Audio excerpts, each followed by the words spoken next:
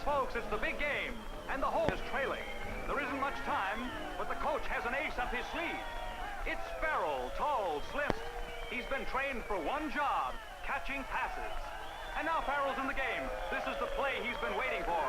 He's going down the field. He's out in the clear. Here comes the pass. It's perfect. It's going to be a touchdown. Oh, he dropped it. He dropped it. It was right in his hands, and he muffed it. Poor Farrell. He'll get other chances, of course, in the next game. As for this game, well, you have to make every chance count if you want to win. We're talking about selling, not football. But when you've qualified a prospect as a potential buyer, when you've made a careful pre-approach to suit your presentation to his needs and desires, and when you've made a favorable impression, double-check your pre-approach data and then change that favorable impression to a positive interest in your proposition, then, like Farrell, you're in the clear with a perfect pass on its way, and it's up to you whether you make the play or muff it. You've started on the path to a successful sale with the development of an efficient system of prospecting. Your system may depend on any combination of methods, such as personal observation, keeping your eyes and ears open for any hints of potential prospects, or the endless chain method, turning every sale into the opportunity for a new sale by asking a satisfied customer who else might be interested in your product or service, or a center of influence method, carefully developing the confidence and cooperation of acquaintances who are in a position to refer you to many logical prospects. The effectiveness of the system you use can be measured by the kind of prospect file it gives you and how much time you have left to devote to your selling efforts. When you've qualified a prospect, you are moving down that path to your pre-approach, picking up every fact about his personality, needs, and desires, and you're planning for an approach and presentation to fit those facts. In making your pre-approach, you will have to use every source at your disposal: fellow salesmen, regular customers, newspapers, home office resources, personal investigation, and a lot of hard thinking and planning. Remember, you must measure your pre-approach efforts against the prize you want to win. Your approach is the first actual contact with the customer. You have to get past that point before you are ready to sell. But if you look and act as though you have real service to offer your prospect, he will decide to see you. And if you arouse his curiosity and interest in your proposition, your prospect will want to hear about it. When you've reached that stage, you've come a long way on your path to a sale, and your goal is in sight. But you can't relax. There's still a lot of hard work ahead.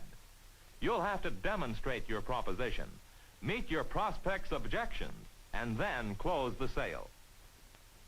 Right now, you have your prospect's interest, yes, but you have to change that interest into a positive desire for your proposition. And you have to give him the confidence and conviction that your particular solution of his problem or need is the best one for him.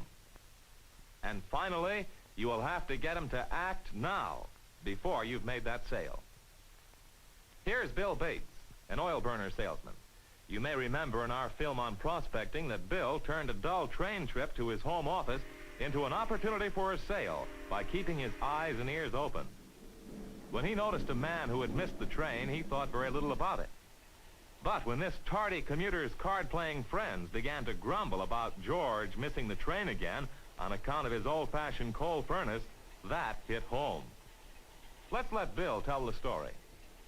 Well, I offered myself as a fourth for their game and soon found out that their missing pal's name was George Kimball, that he had a wife and 2 children and owned his own home right in our town up on Birch Road. It seems he missed the train frequently, and the story was always the same: down in the basement shoveling coal when he should have been on his way to the train.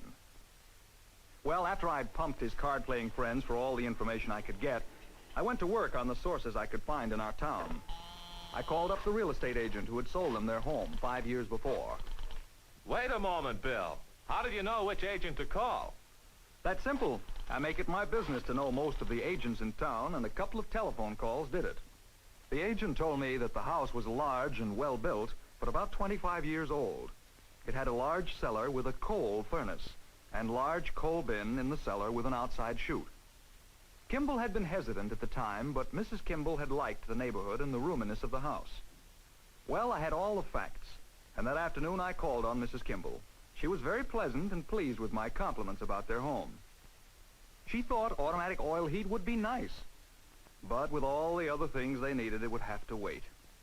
I asked to see the furnace, and she led me to the basement. After a little discussion and a little guiding on my part, she admitted that there were disadvantages with it. Coal dust, removing ashes, and once in a while she had to act as fireman when the temperature got down on cold afternoons.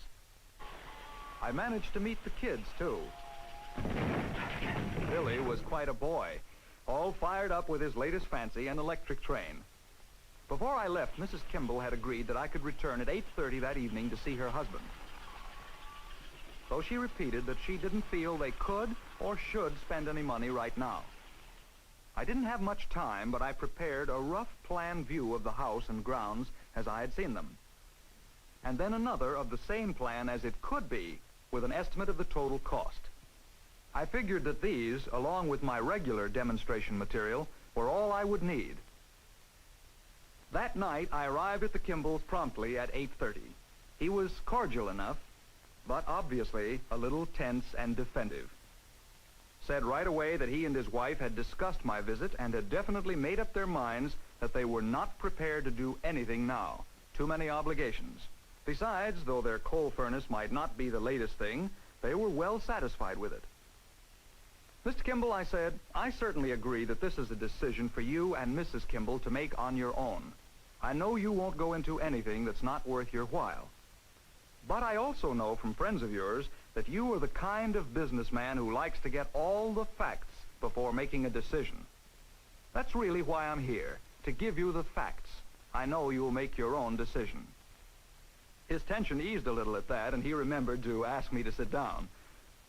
I explained about my chance meeting with his card partners, leaving out his train missing episode, of course, and then passed along a few of the nice compliments they had paid him. That's why I'm here to see you, Mr. Kimball, I said.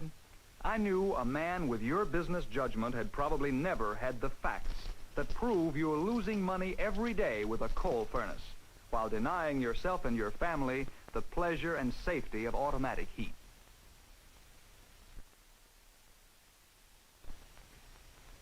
He looked a little skeptical, but he was interested. I knew I had made a strong claim, but I was prepared to prove it. I pulled out my rough sketch and handed him a pencil. Suppose you check me, I said. Now, this is your present cellar plan. Furnace, coal bin, coal chute. That's about a 10-ton bin, isn't it, Mr. Kimball? It covers quite an area there. Here's your cellar door and your ash cans outside. Now, here is your basement room again with your entire heating plant intact, but no coal bin or chute, no ash cans outside. There won't be any coal dust, soot, or ashes to track up into the house. Where the coal bin was, I've made a little layout for Billy's train so that he doesn't have to put his tracks together every time he wants to play with it. Of course, there's a lot more I could have indicated, such as a workbench and storage cabinets, because you see, your cellar has become another room in your home instead of a large coal bin. There are a lot of things I can't picture here, of course. The ease of simply setting a dial instead of shoveling coal, shaking grates, carrying out ashes, washing dirt from your hands, face, clothes, and trying to keep the house free of the soot, dirt, and ash dust that seeps through it.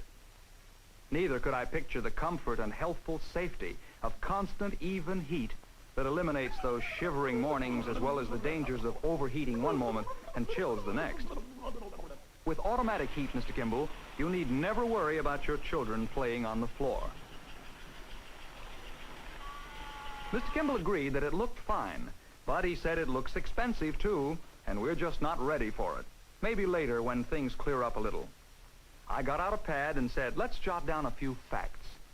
How much coal did you burn last year? About 15 tons? We figured the cost of coal against savings in oil fuel through the efficiency of evenly regulated heat. It was quite impressive. But he said it was the initial cost of installation that bothered him. How soon do you think your fire bricks will have to be replaced, I asked. He hadn't thought of that. I explained that my check indicated he would have to do the job soon, that if he installed a conversion burner, the fire brick would be replaced at the same time at no extra cost. I told him that the entire installation, outside tank, burner, and thermostat had been estimated exactly by our service people, and that its cost compared to the yearly savings in fuel, the convenience to him, and the healthful comfort and extra pleasure he would give to his family alone was worth it. I turned to Mrs. Kimball and said, I know you will appreciate the savings in cleaning and the actual worth of longer life for your rugs, curtains, wallpaper, and interior finish. I asked Kimball if when he had bought the house he hadn't hesitated on the coal furnace. He admitted that, but he'd gotten used to it and didn't mind it. Then I turned to Mrs. Kimball again and said, but you wouldn't keep butter in a well these days, would you? And you don't light the oil lamps or trot out the horse and buggy today. That seemed to ring the bell for both of them. Mr. Kimball, I said, your home is worth more and is more saleable with modern automatic heating. He said he had no intention of selling. I agreed, but said, a man of your ability might either be transferred to a key position in a branch office or accept a new position that might change your plans. This is an investment that is as sound in principle as owning your own home. Mr. Kimball, it pays you, not only in fuel savings, but in extra safety, comfort, and convenience. And your investment is always there. What about electric power failure, he asked. We'd be without any heat. We live in a modern age, don't we? I laughed. Our whole civilization, food, transportation, everything, is geared to the public services we've developed. That's why they're so reliable. Can you remember a power failure that was more than a matter of minutes? While he was still thinking this over, I described the complete service we offered. Automatic fuel delivery, so that there was never any need to think about heating problems. Go away for a weekend, and find your home the right temperature on return. What about breakdowns, he asked. I laughed. Mr. Kimball, I've been talking automatic oil heat, but I haven't gotten down to showing you just how foolproof our burner is. Using my sales portfolio, I gave him our super burner story. Quiet operation, efficient burning of modern fuel oils, safe and sure operation. Before I was through, I had convinced him that I was not just trying to sell oil burners, but the oil burner. He was ready to buy, I felt, but when I tried to get the order, he said he and his wife would talk it over. That's fine, I said, but let's just review the facts. You agree that automatic heat is safer and better for your family, don't you? And you agree it would mean a cleaner home with greater living space. And it would save you the trouble of getting up early, shoveling coal, hauling ashes, and rushing for your train. And finally, automatic oil heat will not only save on your fuel bills year after year, but is one of the soundest investments you can make in your home. Then let's get that oil burner in now, so that you can have complete comfort all this winter. He was wavering, but still he felt he should talk it over. And I felt that I could make the sale now with a little extra effort. Mr. Kimball, I said, I've given you all the facts you need for your decision except this one. Now is the time to install that burner before the really cold weather sets in and the ground freezes. Your grass sod is just right now for a perfect job of lifting it back to install the oil storage tank. I let that sink in for a moment, and then I added, I noticed that your winter's supply of coal has not been delivered yet, and with your new oil burner, it won't be necessary. He looked at his wife then, and I started writing on my order pad.